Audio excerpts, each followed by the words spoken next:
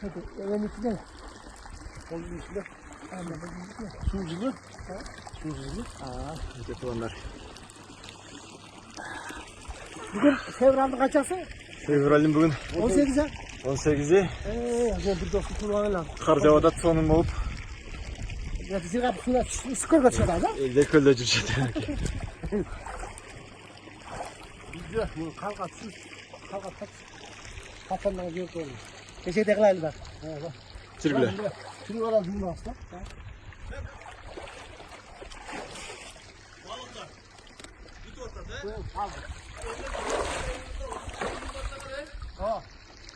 Balık kutuda tek bundan ki kıstır görevimiz hazır.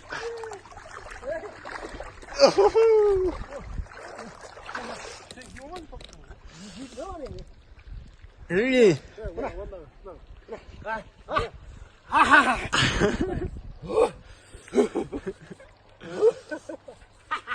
Hadi be.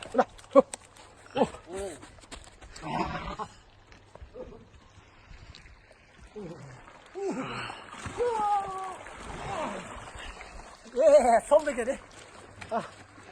Şurada balkon alalım ya. Balkon alalım. Balkon çıkacak. Allah hadi evin içinde mi? Onun içinde. Anladım. Suculu. Suculu. Evet onlar. Bugün fevralda kaçarsın? Fevral'in bugün 18'e. 18'i. Ben bir dostum kullanırlar. Karcava'da sonum olup Yatışır kapı suyla sıkır kaçıyor da. elde kölde cürçet. Bizde. Bu kalkat sus. Kalkat kaç. Kaçandan diyor ki olmuş. Teşekkür ederim bak. Çirgüle.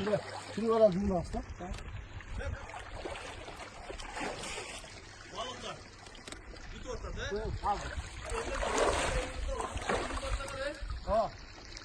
Balık kutuda tek bundan ki kıstır görevimiz hazır.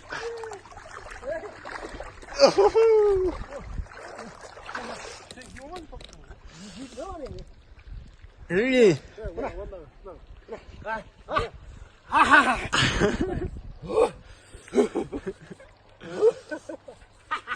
Hadi be.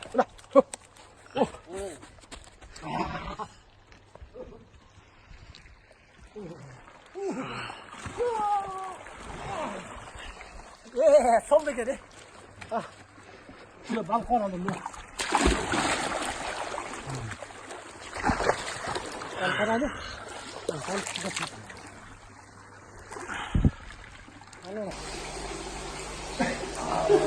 Aferin. Kalk döndürüm seni. Kalk döndürüm seni.